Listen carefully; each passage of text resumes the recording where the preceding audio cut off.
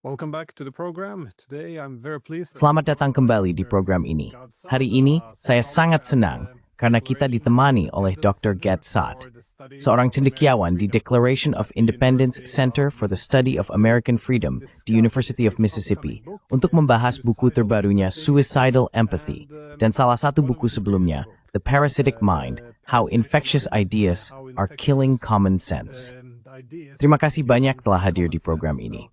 Thank you so much for coming on the program. Strang vi stille borsamer, nimbo. So when I saw the title of your upcoming book, Suicidal Ketika saya melihat judul buku Anda yang akan datang, Suicidal Empathy, saya teringat pada pernyataan Elon Musk bahwa empati bisa menjadi kelemahan besar bagi dunia barat. Menurut saya, komentarnya itu banyak diterima, atau mungkin disalahartikan jika bukan sengaja ketika dikritik. Saya juga memperhatikan di Twitter atau X bahwa Elon Musk jelas merupakan penggemar Anda. Jadi saya pikir ini akan menjadi titik awal yang baik untuk membahas tesis buku Anda yang akan datang. Mengapit sempati dengan menalar sejenis resepnya. can be both noble as well as a dangerous thing. Right, perfect. Thank you for that question. So, Benar, empathy, sempurna. when Terima kasih atas pertanyaannya. Jadi empati, ketika diatur dengan tepat, adalah kebajikan yang sepenuhnya adaptif untuk dimiliki. Kita adalah spesies sosial. Spesies sosial yang perlu berinteraksi satu sama lain harus memiliki empati kognitif dan emosional. Agar kamu dan saya dapat memiliki percakapan yang bermakna, saya harus menempatkan diri saya dalam pikiranmu. Ini disebut teori pikiran, dan hal ini memungkinkan saya untuk menyimpulkan hal-hal tertentu. Bagaimana saya harus berbicara denganmu, apa yang bisa saya asumsikan tentang apa yang kamu ketahui atau tidak ketahui. Ngomong-ngomong, pada anak-anak autistik, cara mendiagnosis mereka sebagai autistik, tidak ada tes darah, bukan, tidak ada penanda genetik. Yang dilakukan adalah memberikan mereka tes teori pikiran, yang biasanya mereka gagal selesaikan. mind test, which they typically end up failing, and that's how you find out that they're autistic. Dan begitulah cara Anda mengetahui bahwa mereka autistik. Jadi empati sama sekali tidak masalah ketika diarahkan kepada orang yang tepat, dalam situasi yang tepat, dalam kadar yang tepat, yang tentu saja, meskipun ia tidak menerapkannya pada empati, Aristoteles sudah menjelaskannya kepada kita dalam Etika Nikomakeanya, ketika ia berbicara tentang jalan tengah yang emas, bukan? Hidup adalah tentang menemukan titik keseimbangan itu. Masalah dengan empati yang bersifat bunuh diri, menurut tesis saya, adalah bahwa itu merupakan bentuk yang tidak teratur dan tidak adaptif dari suatu proses yang sebenarnya adaptif. Dan izinkan saya menjelaskan apa yang saya maksud dengan itu. Misalnya, jika Anda mengambil contoh OCD, gangguan obsesif kompulsif, Anda terus-menerus memindai ancaman dan kemudian berfokus pada ancaman-ancaman tersebut. And then attending to those threats. So if I suffer from germ contamination, Jadi jika saya menderita ketakutan terhadap kontaminasi kuman, saya mungkin akan mencuci tangan selama 8 jam sampai kulit saya terkelupas. I won't make Saya tidak akan sempat pergi bekerja dan saya akan dipecat. but Namun, memindai lingkungan untuk mencari ancaman, ketika dilakukan dengan tepat, sangat masuk akal secara evolusioner. modulated, Jika kamu dan saya bertemu di Oslo, dan saya melihat kamu baru saja bersin ke tanganmu lalu hendak menjabat tangan saya mungkin dengan sangat tenang dan diam-diam setelah berjabat tangan, pergi ke kamar mandi dan mencuci tangan. Tapi saya hanya mencucinya sekali, lalu melanjutkan hari saya. Jadi, dengan cara yang sama seperti OCD, merupakan mekanisme yang tidak adaptif dari proses yang sebenarnya adaptif, hal yang sama berlaku untuk empati yang bersifat bunuh diri. adaptive process, same thing with suicidal empathy. And you make the point of that in Nah, evolutionary en biology, jebisturigi every flower, embracing braced, manithi dixten ninth, nual count. When mandate it's system, the far fortuk, fabric, the function of empathy. Well, it's coming from the left. Ya, ini berasal dari pihak kiri. Jika yang kamu maksud dengan ideologi dalam hal ini adalah orientasi politik, maka pihak kiri secara umum menganggap dirinya sebagai pihak yang penuh kasih dan empati, bukan? Barack Obama adalah presiden pemimpin empati. Dialah yang mengatakan bahwa kita memiliki kesenjangan dalam empati, kita perlu menjadi lebih berempati, dan sebagainya. Dan sekali lagi, itu sepenuhnya baik-baik saja selama diarahkan kepada orang yang tepat dalam secara saintifik. Secara evolusioner, sangat masuk akal. Demi hal ini, seni kami bertahan hidup dari menerima aktivitas di sini lebih berarti oleh anak kecil. More than we would random children. This doesn't make us evil. It doesn't make us diabolical. Ini tidak membuat kita jahat. Ini tidak membuat kita iblis. Ini tidak membuat kita kejam. Ini membuat kita menjadi makhluk evolusioner yang telah mengembangkan sistem kognitif, emosional, dan perilaku yang memberikan keuntungan evolusioner tertentu. Jadi apa yang telah dilakukan pihak kiri, menjawab pertanyaanmu tentang ideologi adalah mengambil alih empati. Tetapi demi menjadi empatik, mereka telah menjadi sangat berlebihan dan bahkan bunuh diri secara empatik. Yitzhak Kemperenberg. Susabrain, merdor kelompok mereka sendiri di klub luar. Exactly. So here is how I can Tepat sekali. Jadi begini cara saya bisa menunjukkan bahwa saya sangat progresif. Ngomong-ngomong, Anda sedang berada di Norwegia, bukan? Ya, benar. Baiklah teman-teman, saya dengan senang hati memberitahu kalian bahwa profesor di sini secara resmi mendiagnosis seluruh Skandinavia, terutama Norwegia dan Swedia, sebagai penderita empati bunuh diri tingkat 5. Tingkat 4 adalah yang tertinggi yang seharusnya bisa dicapai. Kalian telah melampaui ukuran yang mungkin, dan kita bisa membahas itu nanti. Lihat, inilah yang dilakukan oleh kaum kiri atau kaum progresif. Saya sangat progresif. Saya sangat baik, saya sangat berempati, saya sangat penuh kasih sehingga apa cara yang lebih baik untuk menunjukkan itu selain dengan terlibat dalam bentuk tertinggi dari sinyal pengorbanan yang mahal. Ngomong-ngomong, sinyal pengorbanan yang mahal memiliki makna yang sangat spesifik dalam biologi evolusioner yang bisa saya jelaskan jika Anda mau. Nomor disalahin berdampingi sekalanya. Perempuan kita, budaya kita, agama kita, tradisi, kita. Isa tayo turbuan niyo ito yung kriknan sistem empati or and it tells my empathetic system, and that's what you end up having. Yeah, that is interesting how some of the cultural has shifted. Ya, menarik bagaimana sebagian budaya telah bergeser. Dulu, melindungi anak-anak, terutama anak sendiri, menjadi hal yang utama. Tapi sekarang, tampaknya beberapa ideologi, sebut saja ideologi yang datang dari Barat, justru mendorong orang untuk berpaling, bahkan jika anak mereka sendiri bisa terluka. Saya lebih memikirkan tentang ideologi gender, di mana orang seolah-olah harus tunduk pada ajaran-ajaran ini, bahkan dengan risiko terhadap anak mereka sendiri. Ini unik. That's the towards you tour and sendirogi evolutioner. Unique. It seems to go against the evolutionary biology. Exactly. So take for example. Tepat sekali. Jadi ambil contoh apa yang terjadi di Inggris selama 30 tahun terakhir. Di seluruh negeri, di setiap kota besar dan kota kecil. Ada berbagai perkiraan yang berbeda, mulai dari 20.000 hingga 1 juta gadis muda kulit putih Inggris yang telah diperkosa secara sistematis, diperkosa beramai-ramai, dan dijebak oleh pria-pria yang sebagian besar berasal dari latar belakang tertentu. Mereka disebut pria Asia, karena tak menggunakan istilah halus untuk menyembunyikan identitas sebenarnya mereka, bukan? Saya sendiri orang Asia, saya dari Lebanon, orang Jepang adalah orang Asia, orang dari India juga orang Asia. Tapi para pelaku itu bukan mereka.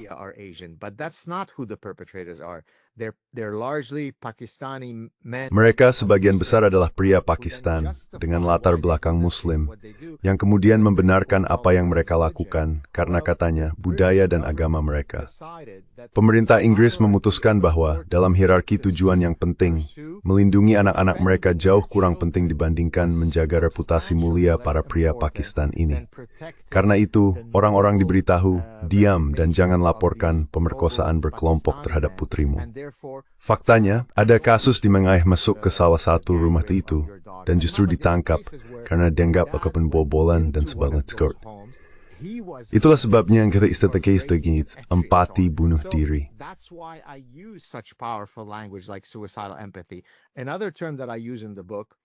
Istilah lain yang saya gunakan dalam buku ini adalah apa yang saya sebut sebagai sepuku peradaban. Sepuku adalah ritual kehormatan Jepang, di mana seseorang melakukan bunuh diri untuk menebus kehilangan muka, bukan? Di sini dapat dilihat misalnya dalam budaya samurai, yang sangat berakar pada perhitungan kehormatan dan rasa mulia. Jadi jika saya langsung sesuatu yang sangat memalukan, Satu-satunya cara untuk menemukan jalan menuju penebusan adalah dengan membunuh diri saya sendiri secara terhormat. Dalam hal ini, cara Barat memutuskan untuk menebus dirinya sendiri karena dianggap kekaisaran jahat yang dibangun di atas perbudakan, Islamofobia, dan transfobia adalah dengan membunuh dirinya sendiri di altar empati yang bunuh diri. Itself at the altar of suicidal empathy. Sounds like you're describing Kedengarannya seperti kamu sedang menggambarkan budaya Jerman modern. Hampir begitu. Jerman, Swedia, itu ada di mana-mana. Tapi apakah kamu melihat ini sebagai sesuatu yang khas Barat? uniquely Western, though. It is uniquely Western in its current manifestations. In Fenomena ini memiliki ciri khas Barat dalam manifestasinya saat ini. other instances, Dalam buku tersebut, saya membahas contoh lain dari bentuk-bentuk bunuh diri yang bersifat kultural dan historis. they're Bukan? not rooted in the Namun bentuk-bentuk itu tidak berakar pada mekanisme yang sama yang menyebabkan munculnya bentuk empati bunuh diri yang ada sekarang. Misalnya ada kisah Masada tentang orang-orang Yahudi di puncak Gunung Masada. Ketika mereka menyadari bahwa kemungkinan besar mereka semua akan dibunuh, mereka melakukan semacam bunuh diri kolektif. Ada juga sekte-sekte yang melakukan hal serupa. Ketika berbagai suku Hindu ditaklukkan oleh penakluk Islam, mereka melakukan bunuh diri kolektif karena dianggap lebih terhormat mati daripada melihat para pria dibunuh dan perempuan serta anak-anak dijadikan budak seks, seperti yang kita lihat pada kasus ISIS dan Yazidi. Jadi, memang ada contoh-contoh sebelumnya tentang bunuh diri kolektif yang dilegalkan secara budaya, tetapi belum pernah muncul dengan cara seperti yang terjadi di Barat. Itu adalah fenomena yang sangat unik. in the manner that it has in the West. That's a very unique phenomenon. Well, yeah, start off saying your book on. Baik, ya. Untuk memulai, bukumu, sekali lagi, aku harus menekankan bahwa ini adalah buku yang akan datang bagi siapapun yang mungkin mencoba mencarinya secara online. Suicidal Empathy belum terbit. Namun tampaknya buku itu, sampai batas tertentu, dibangun di atas salah satu bukumu sebelumnya, The Parasitic Mind. Aku ingin tahu kamu bisa menjelaskan bagaimana keduanya saling berkaitan mengenai The Parasitic Mind, menggambarkan ide-ide yang berfungsi seperti infeksi yang mengkol sehat. Functioning as an infection that erodes common sense. Yeah, exactly. So the way Ya, that they are tepat connected sekali. together, Baik. then I'll drill Cara mereka terhubung, dan kemudian saya akan menjelaskan lebih dalam apa yang saya maksud dengan kerangka parasit adalah sebagai berikut. Jika saya benar-benar ingin membajak pikiran manusia, saya perlu membajak dua sistem. Saya perlu membajak dan memparasit, membuat mati rasa, sistem kognitifmu, kemampuanmu untuk berpikir, tetapi saya juga perlu membajak dan memparasit kemampuanmu untuk merasakan, sistem emosionalmu, bukan? Kita adalah makhluk yang berpikir dan merasakan. Keduanya tidak saling bertentangan. Bukan hanya nalar yang menggerakkan kita telah berevolusi dengan sistem emosional yang menyelesaikan masalah evolusioner yang sangat jelas. Jadi jika saya ingin menyelesaikan kisah tentang bagaimana sepenuhnya mengubahmu menjadi zombie, tanpa kemampuan untuk mengejar kepentingan evolusionermu, maka saya harus menjelaskan bagaimana kedua sistem, kognitif dan emosional, dihancurkan.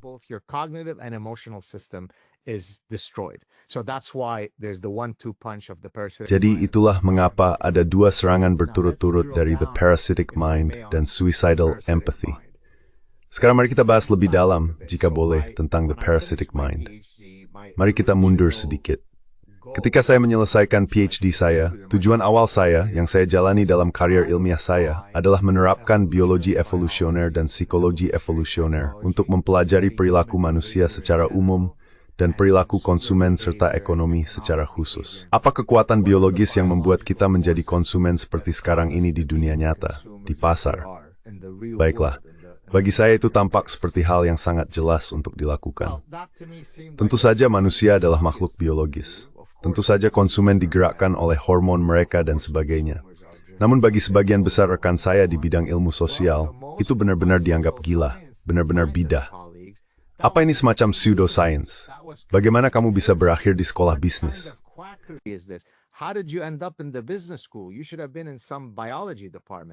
Kau seharusnya berada di departemen biologi. Apa yang kami ketahui di sekolah bisnis, ilmu sosial dan humaniora adalah bahwa manusia tidak digerakkan oleh biologi mereka. Yang membuat mereka menjadi manusia adalah kemampuan mereka melampaui biologi mereka. Biologi penting bagi nyamuk, penting bagi zebra, jerapah, dan anjingmu. Tentunya kau tidak berpikir, Profesor Saad, bahwa hal itu berlaku bagi manusia. Jadi itulah pertama kalinya aku terpapar pada apa yang kemudian kusebut sebagai pemikiran parasit. Bagaimana mungkin orang-orang yang seharusnya cerdas ini, dengan banyak gelar di depan dan di belakang nama mereka, bisa menjadi orang yang begitu dungu, penyangkal realitas sejati.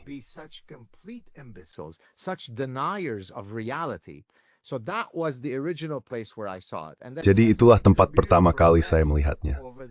Lalu, seiring perkembangan karier saya selama 3 dekade berikutnya, saya terus melihat serangan terhadap nalar yang semakin banyak dan semakin gigih. Karena itu, saya ingin menemukan kerangka untuk menjelaskan semua penyimpangan dari nalar tersebut. Sekarang sebagai seorang evolusionis, salah satu hal yang dilakukan adalah mencari apa yang disebut analogi dan homologi dengan spesies lain, bukan? Misalnya, saya bisa menunjukkan bahwa kekhususan jenis kelamin dalam preferensi mainan memang seperti itu. Dan bahwa hal itu bersifat universal serta tidak juga pada faktor biologis. Dengan menunjukkan bahwa monyet Fairfet, monyet rhesus, dan simpanse memperlihatkan keinginan yang spesifik lain dengan Chinese cam. Exhibit the same sex-specific toy preferences. Okay, so I was already trained to think, where can I see this? Baik, jadi saya sudah terbiasa berpikir, di mana saya bisa melihat hal ini dalam perilaku hewan. Jadi saya mulai mencari di literatur dan saya menemukan bidang parasitologi, yang pada dasarnya adalah studi tentang interaksi antara parasit dan inangnya. Misalnya, cacing pita dapat menjadi parasit di saluran pencernaan Anda. Namun, neuroparasit, subbidang parasitologi yang disebut neuroparasitologi, mengacu pada parasit tertentu yang membajak otak inangnya. Baik prioritas agar sesuai dengan kepentingan is. Klasik yang sering kau dengarkan, di mall Islamic feral di seluruh bisu, ada yang kisah menyebut seorang jangkrik penyu. Jangkrik itu ingat memencuri. The wood cricket detests water. It's an insect about this big that doesn't want to. Itu adalah seekor serangga kira-kira sebesar ini yang sama sekali tidak mau berurusan dengan air. Namun ketika ia diparasit oleh parasit saraf yang disebut cacing rambut itu membutuhkan jangkrik kayu untuk melompat ke dalam air, untuk bunuh diri, agar dapat menyelesaikan siklus reproduksinya di sana. Dan saat itulah saya mendapat pencerahan. Aha, saya akan berargumen bahwa manusia dapat diparasit bukan hanya oleh cacing otak fisik yang nyata, oleh cegar idealis. Si hermotis semua jenis terseneteris terimba tersebut, dan was carry for semerding na pag-effects samping ramfaring. A mind vaccine with 0 side effects. Well, in the social sciences or then especially Nah, sociology, dalam ilmu sosial, dan terutama dalam sosiologi, ada argumen tentang manusia sosiologis, bahwa ia sangat dipengaruhi oleh biologi. Salah satu naluri utama dalam sifat manusia misalnya, adalah bahwa kita cenderung berorganisasi dalam kelompok. Disinilah manusia menemukan makna dan rasa aman. Namun demikian, jika seseorang merujuk pada manusia dalam kerangka naluri mereka, menjauh dari gagasan bahwa mereka sepenuhnya makhluk rasional, yang sekali lagi merupakan dasar dari sosiologi, maka ia masih bisa menghadapi penentangan jika hal itu tampak bertentangan dengan dogma ideologis zaman kita. Yang saya anggap menarik adalah bahwa seringkali kita menjumpai orang-orang yang sangat cerdas, tetapi mempercayai hal-hal yang sangat aneh. Apakah Anda melihat hal ini lebih banyak terjadi di universitas? Maksud saya, kita sudah berpegang pada metode ilmiah, tetapi menyukai nomak amin sport easy skingator. Apakah Anda melihat istimewa engkau stuang? to contradict this? Do you see anything special about academic institutions? I will answer that last question in a second, but just to... Saya akan menjawab pertanyaan terakhir itu sebentar lagi. Tetapi untuk menambahkan pada apa yang Anda katakan tentang sosiologi dan naluri, saya berpendapat bahwa sebagian besar sosiolog sebenarnya tidak pernah menyebut naluri yang berevolusi sebagai mekanisme yang mendorong fenomena sosial. Sekarang, ada subbidang yang sangat berbasis evolusi, meskipun tidak selalu berada dalam ranah sosiologi, yang disebut etologi manusia. Etologi adalah studi tentang akar evolusioner dari perilaku naluriah. Sebagai contoh, Konrad Lorenz yang memenangkan hadiah Nobel bersama pada tahun 1973 menunjukkan sebuah mekanisme yang disebut imprinting. Jika Anda mengambil anak bebek yang akan menetas, dan hal pertama yang mereka lihat bergerak adalah Konrad Lorenz, mereka akan melakukan imprint padanya, karena ada mekanisme naluriah yang berevolusi yang mengatakan, "Adub subjek krosti bitur reithitelu, itsejuan." When you come out of the egg, that must be mama. So I could replace Konrad Lorenz by a... Jadi saya bisa menggantikan Konrad Lorenz dengan seekor anjing gembala Jerman, dan anjing gembala Jerman itu menjadi mama. Jadi dalam sosiologi sayangnya tidak banyak pemikiran yang berbasis evolusi. Baiklah, tetapi terlepas dari itu, menjawab pertanyaan Anda, semua ide parasit yang saya sebutkan dalam buku, setiap satunya awalnya muncul di kampus-kampus universitas. Karena seperti yang saya jelaskan, orang mengira saya sedang bercanda, itu hanya karena saya mengatakannya dengan cara yang lucu. Tetapi memang hanya para profesor yang bisa menghasilkan beberapa ide paling bodoh benar terlepas dari kenyataan, bukan? Karena banyak dari profesor itu tidak menghadapi beban koreksi otomatis dari kenyataan, bukan? Of the autocorrection of reality, right? So for example, in the business school where I'm housed, jadi misalnya di sekolah bisnis tempat saya bekerja atau di sekolah teknik, Anda terikat pada realitas. Jika Anda membangun model ekonomi tentang pilihan konsumen menggunakan matematika queer atau matematika postmodernis, model itu tidak akan memprediksi apapun. Jika Anda membangun jembatan menggunakan fisika postmodernis, jembatan itu akan runtuh. Jadi karena bidang-bidang tersebut secara inheren bersifat terapan, di mana ada mekanisme korektif otomatis yang disebut realitas, maka bidang-bidang itu akan lebih sedikit terinfeksi oleh kebodohan dan gagasan parasit. Sosiologi hal seperti teori lesbian dan studi queer tidak harus berhadapan dengan beban realitas.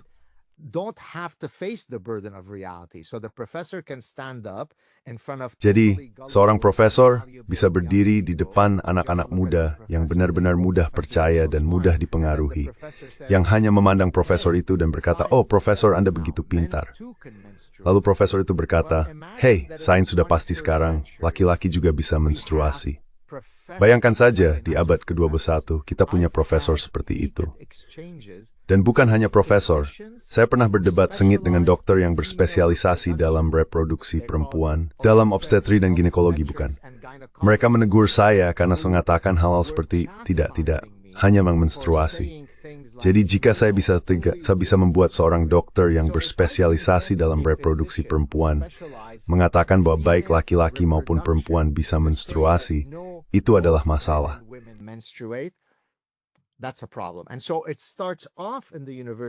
Jadi semuanya dimulai di ekosistem universitas. Tapi seperti yang sudah saya jelaskan bertahun-tahun lalu, ketika saya pertama kali mulai berteriak tentang segala kegilaan itu dan tidak ada yang mau mendengarkan, orang-orang berkata kepada saya, "Oke, tentu, ada kebodohan di kampus universitas, tapi siapa yang peduli? Itu hanya di beberapa departemen humaniora yang esoterik." Saya akan berkata, tidak, itu memang dimulai di sana, tapi virusnya akan keluar dari laboratorium. Dan itulah yang akhirnya terjadi. Anda akhirnya memiliki politisi di Norwegia, Swedia, Kanada, Denmark, Italia, Spanyol, dan Inggris yang terinfeksi oleh ide-ide tersebut. Jadi semuanya dimulai di ekosistem universitas, tapi kemudian menjangkiti segalanya.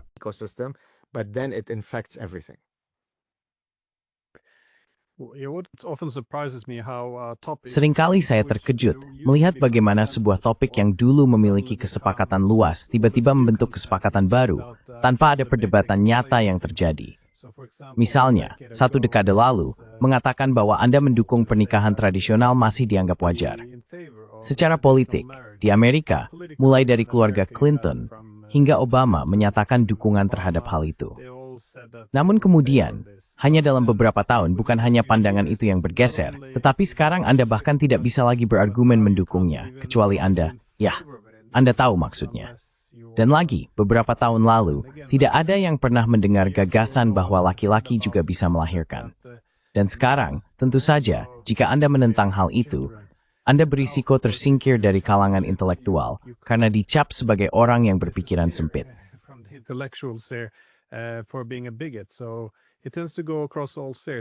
Jadi hal ini cenderung menyebar ke semua bidang. Jika seseorang mempertanyakan masalah perubahan demografi yang terlalu cepat akibat imigrasi massal, mereka langsung dicap rasis. Jika seseorang mendukung model pernikahan tradisional, mereka dituduh membenci kaum homoseksual. Dan tentu saja, seseorang dianggap membenci kaum trans jika ia menyarankan bahwa pria tidak bisa melahirkan anak. Benar. Tapi bagaimana hal ini bisa terjadi?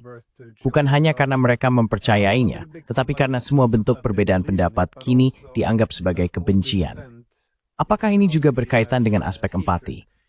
Jadi jika seseorang cukup peduli, maka akan saya kira menentang setiap perbedaan pendapat dan mengawasi ucapannya sendiri maupun ucapan orang lain. Bagaimana mekanismenya? Yeah, so a couple of things. Ya, jadi ada beberapa hal. Ada dua bagian yang ingin saya jawab. Pertanyaan pertama adalah bagaimana bisa benar-benar menginternalisasi kegilaan yang begitu mutlak. Bukan. Saya mencoba memberikan penjelasan dalam The Parasitic Mind, di mana saya berpendapat bahwa setiap gagasan parasit itu berawal dari tujuan yang mulia. Dan untuk mengaitkannya dengan buku saya yang akan datang, tujuan mulia itu seringkali adalah untuk memaksimalkan empati terhadap kelompok yang dianggap kurang beruntung dengan segala cara. Jadi jika saya harus membunuh dan memperkosa kebenaran demi tujuan empati itu, ya sudah, begitu saja, oke?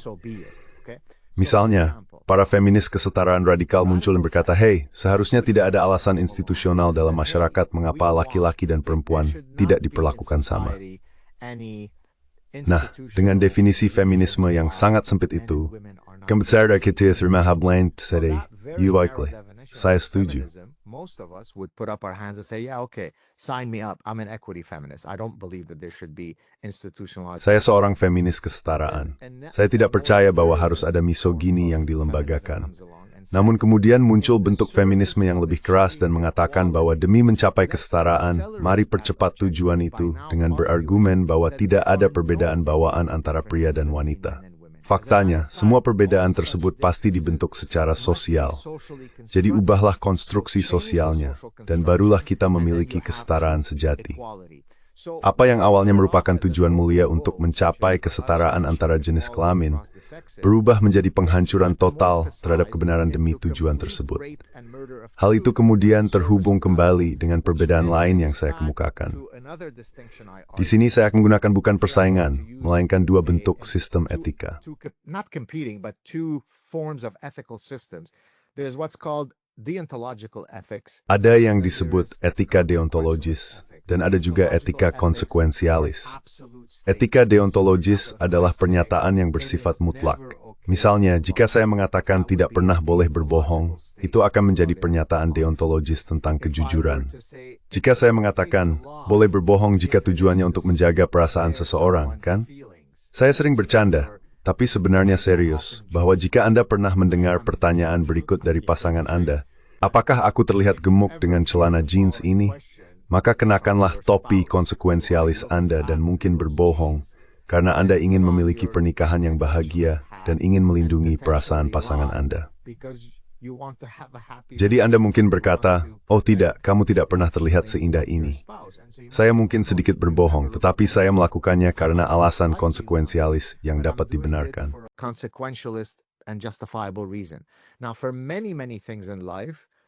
Sekarang, untuk banyak hal dalam hidup sangat masuk akal bagi kita semua untuk menjadi konsekuensialis. Tapi, ini tapi yang besar.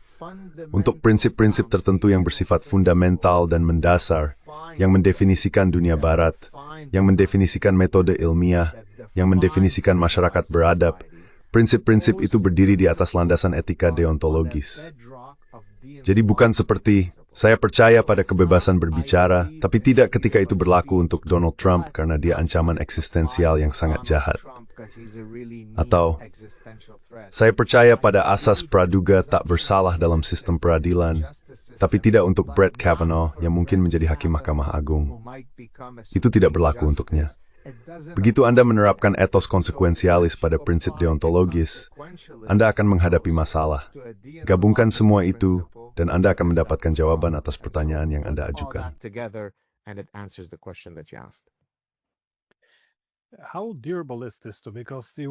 Namun, seberapa tahan lama hal ini?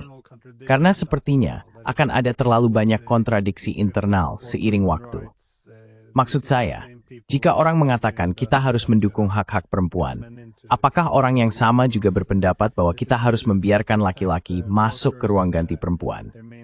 Mereka mengatakan kita harus melindungi para pekerja dan upah mereka, tetapi tetap saja kita tidak boleh menentang migrasi massal, yang justru akan menekan gaji para pekerja. Kapan kontradiksi-kontradiksi ini mulai gagal? Atau kapan sesuatu mulai retak? Karena tampaknya memang ada beberapa ketidakkonsistenan logis yang mungkin bisa disembunyikan sementara dengan menggambarkan lawan sebagai orang yang fanatik, penuh kebencian, atau tidak berempati. Tapi tentu saja pada titik tertentu, mereka pasti akan menyadari bahwa mereka mulai saling berbalik. Saya kira begitu. Right. That's a great question. So, Benar. Itu pertanyaan yang bagus. Fakta bahwa ada ketidakkonsistenan logis yang begitu jelas dan mencolok adalah alasan tepat mengapa model neuroparasitik begitu relevan, karena model itu sedang mengubah cara berpikirmu. Itu seperti melobotomimu, bukan? Jika kamu ingat, lobotomi adalah prosedur bedah di mana seseorang benar-benar masuk dan mengacak-acak lobus temporal seseorang. Jadi itulah yang sedang terjadi. Bagiku tidak jelas bahwa jika seseorang sudah sepenuhnya terparasit, benar-benar di luar harapan, seberapapun banyaknya ketidakkonsistenan logis tidak akan membuatnya sadar. Tapi mari kita tetap optimis. Bagi banyak orang, mereka pada akhirnya akan terbangun dari mimpi buruk yang tidak konsisten secara logis itu. Biasanya, meskipun begitu, mereka melakukannya bukan karena kejujuran intelektual, melainkan karena intelijen telah berubah sedemikian rupa, sehingga tidak lagi menguntungkan bagi mereka untuk tetap begitu murni dalam gilaan mereka. For me to be so pure in my insanity. Let me give you an example. You ready? Izinkan saya memberi contoh. Siap? Malcolm Gladwell, orang yang sangat bodoh, oke? Yang telah menghabiskan seluruh kariernya. Baiklah, bagus untuknya. Dia menulis buku yang kamu tahu, hanya mengulang apa yang dilakukan orang-orang seperti saya di laboratorium. Bagus. Selamat untukmu. Tapi kemudian dia dengan sangat keras menentang gagasan bahwa ada perbedaan jenis kelamin yang berevolusi antara pria dan wanita. Ini gila. Tidak ada yang berpikir begitu. Ngomong-ngomong, sampai sekali membahas wanita, status buys miliar orang, itu perkara Jasper. 170 miliar orang yang pernah hidup di bumi sebagai Homo sapiens. Dan sebelumnya may berkesulit untuk mengapain demokrasi dengan laki-laki atau perempuan.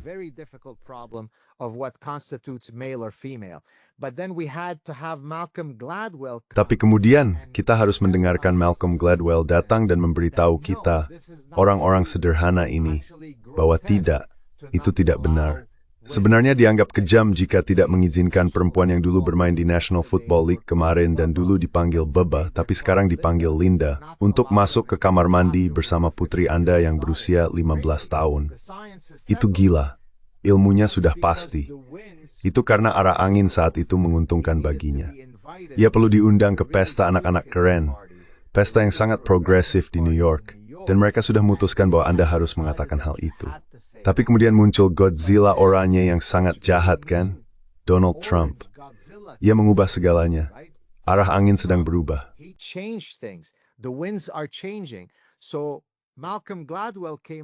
Jadi Malcolm Gladwell baru-baru ini muncul, sekitar 2 bulan yang lalu. Saya tidak tahu apakah kamu melihatnya. Dan dia berkata, ya, sepertinya dulu saya tidak benar-benar mengatakan yang sebenarnya, tapi saya merasa sangat terintimidasi untuk mengatakannya. Jadi bayangkan betapa pengecutnya seseorang, betapa munafiknya seseorang, sampai bisa berkata, saya rela mengorbankan ribuan bahkan jutaan perempuan sungguhan demi kepentingan aktivisme trans, karena jika tidak, beberapa teman keren saya di Manhattan mungkin tidak akan mengundang saya ke pesta. Jadi ya, ada semacam koreksi otomatis, tapi biasanya itu terjadi bukan karena kamu tiba-tiba memutuskan untuk jujur, melainkan karena sudah terlalu mahal bagimu untuk terus menjadi orang bodoh.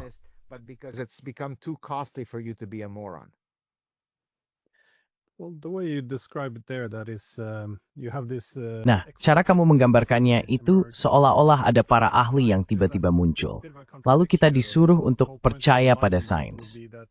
Tapi ada sedikit kontradiksi di situ. Karena inti dari pencerahan adalah bahwa kita tidak lagi perlu mendengarkan para imam besar untuk memahami bagaimana dunia bekerja. Sebaliknya, kita mengikuti metode ilmiah. kamu harus menjelaskan metodenya, bagaimana pengetahuan itu diciptakan. Tapi apakah kamu melihat ada kesamaan antara dogma keagamaan dan saya kira dogmatisme ideologis dalam The Parasitic Mind? Karena saya sulit memahami bagaimana ketika seseorang membuat pernyataan besar seperti tidak ada perbedaan biologis, dan saya juga pernah mendengar politisi mengatakan hal itu merupakan lompatan besar dari apa yang hampir semua budaya sepakati. Namun kita melewatinya begitu saja, tanpa pendekatan ilmiah. Apa pada stek kembali membawa jembes sejumlah harapan. Map manitual, yung patanik and teks eth. Religious dogma, how It you is. do not put it in that context? No, I put it in the template. Tidak, maksud saya templatenya persis sama, bukan? Apa definisi agama? Bahwa ada kebenaran yang diwahyukan, dan kebenaran yang diwahyukan itu tidak bisa diuji melalui metode ilmiah, bukan? Jadi jika kamu seorang penganut kreasionisme bumi muda yang mengatakan bahwa bumi berusia 6.000 tahun, lalu saya menunjukkan kepadamu sekumpulan fosil dinosaurus, sisa-sisa kerangka atau batuan yang ditentukan usianya melalui penanggalan karbon hingga 200 juta tahun yang lalu, kamu tidak akan Einstein, wah, sepertinya itu membantah kepercayaan saya tentang bumi muda. Selalu ada cara untuk berkelit agar tidak ada apapun dalam catatan ilmiah yang bisa membantah posisimu. Jadi seperti yang kamu katakan, itulah yang terjadi dengan para penganut woke yang bersifat parasit itu, bukan? That's exactly what happens with the parasitic wokesters, right? If I can, to your point, if I Maksud saya, jika saya bisa menanggapi poin Anda, jika saya bisa mengambil penanda definisional paling mendasar dari kepribadian kita, yaitu bahwa kita adalah spesies yang bereproduksi secara seksual, terdiri dari dua fenotipe yang disebut laki-laki dan perempuan. Dan jika saya bisa mengambil hal itu dan berargumen bahwa itu sepenuhnya salah, seperti yang dijelaskan Malcolm Gladwell kepada kami para bodoh di ruang belakang, nah maka itu adalah agama, bukan? Maksud saya, sebenarnya saya akan berargumen bahwa beberapa posisi yang dianut dalam agama bahkan kurang konyol dibandingkan beberapa posisi yang dipromosikan oleh semua gagasan parasit ini. Dan itulah mengapa, menurut pandangan saya, kerangka neuroparasitik begitu kuat, karena tidak ada epistemologi yang bisa menjelaskan bagaimana seseorang bisa memiliki pandangan seperti itu. Pasti, karena Anda telah dilobotomi secara ideologis. It has to be that you've been ideologically lobotomized.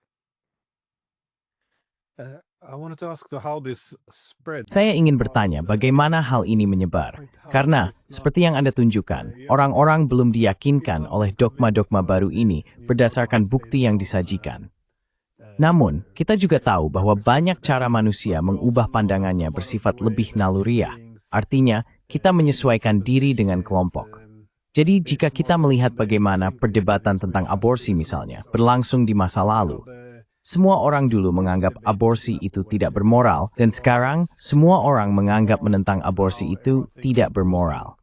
Dan bukan seolah-olah kita telah melakukan diskusi panjang, lebih karena kelompoknya bergeser. Mereka berkomunikasi dalam bahasa moral, dan orang-orang mengikuti kelompok tersebut. Morals and people follow the group. This is how human beings, bit like animals. Beginilah cara manusia, agak mirip dengan hewan, bekerja dalam kelompok. Tapi yang luar biasa di sini adalah betapa cepatnya semua ini menyebar, dan bagaimana orang-orang benar-benar mendalami hal-hal tersebut.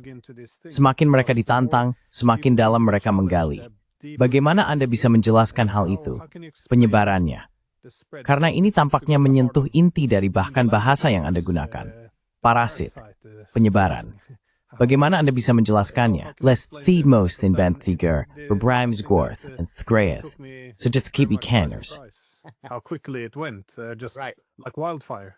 Yeah. So let me first address your. Ya, the sort of jadi third pertama-tama izinkan saya mindset. membahas tentang pola pikir kawanan yang So, Anda sebutkan. whenever I start- Setiap kali saya memulai sebagian besar mata kuliah yang pernah saya ajarkan, baik yang membahas psikologi evolusioner, psikologi konsumen, atau psikologi pengambilan keputusan, saya sering memulainya dengan beberapa studi paling terkenal, beberapa eksperimen paling terkenal dalam sejarah psikologi. Dan saya akan berargumen bahwa temuan yang paling menakjubkan, yang secara langsung berkaitan dengan poin Anda tentang mentalitas kawanan, adalah serangkaian eksperimen Solomon Asch. Ngomong-ngomong, sebelum saya, Ya, saya akan menjelaskannya juga untuk audiens Anda yang mungkin belum tahu. Apakah Anda familiar dengan Solomon Asch? Tidak? Baik, tidak apa-apa. No. No, okay. So Solomon Asch in the 50s wanted to demonstrate Jadi Solomon Asch pada tahun 1950-an ingin menunjukkan betapa luar biasanya kecenderungan orang untuk menyesuaikan diri dengan sesuatu yang jelas-jelas salah, bukan? Jadi ia merancang sebuah metode yang sangat cerdik untuk mengujinya. Ia akan membawa sekelompok orang ke laboratorium, mendudukkan mereka bersama dan membuat cerita penutup. Sesuatu seperti, oh, saya sedang menguji persepsi visual atau semacamnya. Hanya alasan belaka. Tapi inti sebenarnya adalah ini. Ia akan menunjukkan satu garis dengan panjang tertentu, sebut saja X, lalu menunjukkan 3 garis lain, A, B, dan C. Salah satunya memiliki panjang yang sama dengan X, paham? Jadi mungkin garis B sama panjangnya dengan X, garis A jauh lebih pendek, dan garis C jauh lebih panjang. Jadi kecuali seseorang benar-benar buta secara hukum atau bawaan, tidak mungkin mereka bisa memberikan jawaban yang salah. No way you can get the wrong answer. Okay? So now I'm gonna bring in 8 people to the lab. Baik, jadi sekarang saya akan membawa 8 orang ke dalam laboratorium.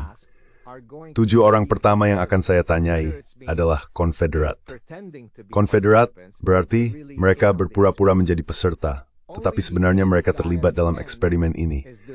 Hanya orang ke-8 di akhir yang merupakan peserta sebenarnya, tetapi dia tidak tahu bahwa 7 orang lainnya bukan peserta sungguhan.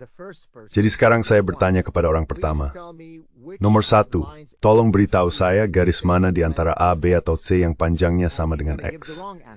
Dan dia memberikan jawaban yang salah, sangat salah. Dia mengatakan A. Lalu orang kedua mengatakan A, dan orang ketiga juga mengatakan A. Jadi sekarang tekanan dari kelompok mulai terasa, bukan? Dan ketika orang ke-8 datang, alih-alih berkata, kalian ini gila apa? Instead of him saying, are you guys insane? Are you blind? What are you talking about? Guess what? Apakah kamu buta? Apa yang kamu bicarakan? Tebak apa? Dengan tingkat yang jauh lebih tinggi dari yang kamu bayangkan, dia hampir selalu ikut saja. Tekanan itu sudah terlalu berat baginya. Sekarang lihat, aku bisa menjelaskan studi ini kepada anak berusia 10 tahun, dan dia akan memahaminya sepenuhnya. Itulah kejeniusan Solomon Asch, atau siapapun yang menciptakan eksperimen yang benar-benar kuat dalam ilmu perilaku. Lubang kelas, ran spurt eksperimentis verleid toen menunjukkan bukti mendalam, diswing berberthend. Jadi sekarang, know the ethic farm up its hindmo. Of the human condition. So, now to answer your question. So, if I can get Jadi, people, jika saya bisa membuat orang-orang tidak mempercayai mata mereka sendiri yang berbohong, maka hanya tinggal selangkah lagi untuk membuat mereka mempercayai semua omong kosong lainnya. Karena hal terburuk, seperti yang Anda katakan, adalah saya dikucilkan dari kelompok. Ini juga dikenal sebagai efek Malcolm Gladwell, seperti yang saya sebut, bukan? Saya tidak ingin berhenti menerima undangan ke klub sastra progresif dan keren di Manhattan. Dan setiap berburu story surprise terfeses, ya bos, perbisaan stresi. Dan sekarang, kepuskar demi nothing membuat. Bagi mulai itu bisa semuanya berpikir. Kira embrace epistemologis member. Hey, itu yang bodoh. that says, hey, are you a moron? What are you talking about? We are in a fully sanitized echo chamber. Kita berada dalam ruang gema yang sepenuhnya disterilkan, di mana semua orang sama-sama pengecut. Ngomong-ngomong, orang-orang itu juga disebut profesor, karena dunia akademik sangat condong ke kiri. Tergantung pada bidangnya, hal itu sedikit bervariasi. Tapi jika kamu berada di bidang sosiologi, kamu lebih mungkin bertemu dengan seekor kuda bersayap daripada bertemu dengan seorang sosiolog konservatif. Mengapa bisa begitu? Karena kita telah menciptakan ruang gema yang indah dan steril ini. Pikiran kita telah berevolusi untuk sepenuhnya diparasit oleh naluri kawanan. Jangan ciptakan koreksi otomatis apapun di dalam ruang gema yang indah itu, dan ia akan menyebar seperti kebakaran hutan di Los Angeles. And it will spread like the LA wildfires. Yeah, this is well, Sigmund Freud, he referred Ini, to this as, ya, group Sigmund psychology, Freud. though, and Ia menyebutnya in, psikologi he kelompok. always- Dan ia menegaskan bahwa hal ini akan menguasai individu yang rasional. Jadi, bahkan jika seseorang memiliki semua kemampuan rasional, jika kelompok mengatakan sesuatu yang berbeda, mereka akan menyingkirkannya. Jadi memang ada konsep bahwa propaganda politik diorganisir berdasarkan gagasan tentang bagaimana membuat naluri mengalahkan individu yang rasional. Sebagai pertanyaan penutup yang singkat, karena naluri pertama saya adalah, jika ini tentang, tahu kan, feminisme radikal, atau politik identitas, semua hal woke, atau politik gender, pikiran pertama saya adalah, ya seseorang bisa saja bersikap baik, mengikuti arus, dan mengapa repot-repot menghadapi semua kerumitan itu. Tapi Anda melihat hal ini dalam konteks yang lebih luas, dalam hal kemunduran Barat. Saya ingin tahu apakah Anda bisa menjelaskannya. I was wondering if you can explain that. Well, because look, what makes us Nah, human? karena begini, There are many things lihat, that make us human. yang membuat kita manusia, ada banyak hal yang membuat kita manusia. Salah satunya adalah fakta bahwa kita telah berevolusi menjadi mesin paling kompleks yang dikenal di alam semesta. Mesin itu disebut pikiran manusia. Jadi kekuatan paling berbahaya di alam, seperti yang sering saya ingatkan kepada orang-orang dan tulis di media sosial, adalah pikiran yang terparasit, bukan? Ada seorang pria kecil dengan kumis kecil sekitar 80 tahun yang lalu yang muncul dengan gagasan bahwa dia benar-benar tahu apa kanker yang membunuh bangsa Jerman yang agung. Mereka disebut orang Yahudi. Dan sekarang, terkait dengan poin Anda tentang propaganda, dia juga seorang orator yang sangat baik. Dan dia tahu bagaimana berbicara dengan penuh semangat dan pada dasarnya memukau orang-orang.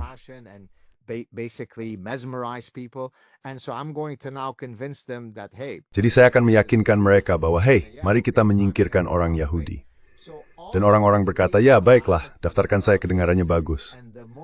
Jadi semua bencana besar sepanjang sejarah dan hal yang paling mungkin menyebabkan kepunahan umat manusia, jika saya sedikit berlebihan, bukanlah kepunahan akibat iklim seperti yang dikatakan Greta Thunberg. Itu akan menjadi bencana yang disebabkan oleh pikiran manusia yang cacat, bukan? Jadi, ya, seperti yang kita bahas sebelumnya, siapa peduli dengan apa yang mereka yakini dalam bidang humaniora? Itu hanya hal kecil, tidak akan kemana-mana. Mengapa kamu terus berteriak tentang hal itu? Nah, orang-orang yang terlatih dalam bidang humaniora dan ilmu sosial justru menjadi para pemimpin kita. Sciences become our leaders. They have real power over my life and yours. Mereka memiliki kekuasaan nyata atas hidup saya dan hidup Anda, bukan? Di Kanada, kita duduk di atas jumlah sumber daya alam yang sangat melimpah. Sehingga jika kita cukup menambangnya, kita tidak perlu memungut $1 pun pajak penghasilan dari warga negara manapun. Namun para penguasa kita membutuhkan mengekstraksi jus iblis. Itu sama saja dengan memperkosa ibu pertiwi. Karena seorang goblin jahat bernama Greta Thunberg menjelaskan kepada kita semua bahwa kita harus lebih ramah terhadap ibu pertiwi. Jadi ide-ide buruk memiliki konsekuensi nyata. Ide-ide itu bisa menyebabkan perang dengan jutaan korban jiwa. Ide-ide itu juga bisa menyebabkan kemiskinan tanpa akhir, bukan? Lihat saja perang tanpa akhir melawan kemiskinan. Look at all of the endless war on poverty. Hundreds of billions of dollars have been spent. Ratusan miliar dolar telah dihabiskan, namun kita belum berhasil memberantasnya. Berbagai bentuk kemiskinan atau narkoba. Jadi tidak benar bahwa gagasan-gagasan mengerikan ini hanyalah kebodohan kecil yang lucu dan esoterik yang terjadi di kampus-kampus universitas. Gagasan-gagasan itu berdampak nyata pada kehidupan orang-orang dengan cara yang nyata. Mantan Perdana Menteri kita, Justin Trudeau, adalah perwujudan hidup dari setiap gagasan parasit dan refleks empati bunuh diri yang saya bahas dalam 2 buku saya. Apakah hal itu membuat hidup saya di Kanada menjadi lebih baik? Tidak. Itulah sebabnya saya sekarang berada di Universitas Mississippi. Jadi bagi mereka yang berkata, ayolah, kamu melebih-lebihkan semua omong kosong woki ini, tidak ada yang lebih jauh dari kebenaran. Tidak ada yang lebih berbahaya di alam ini daripada pikiran yang buruk.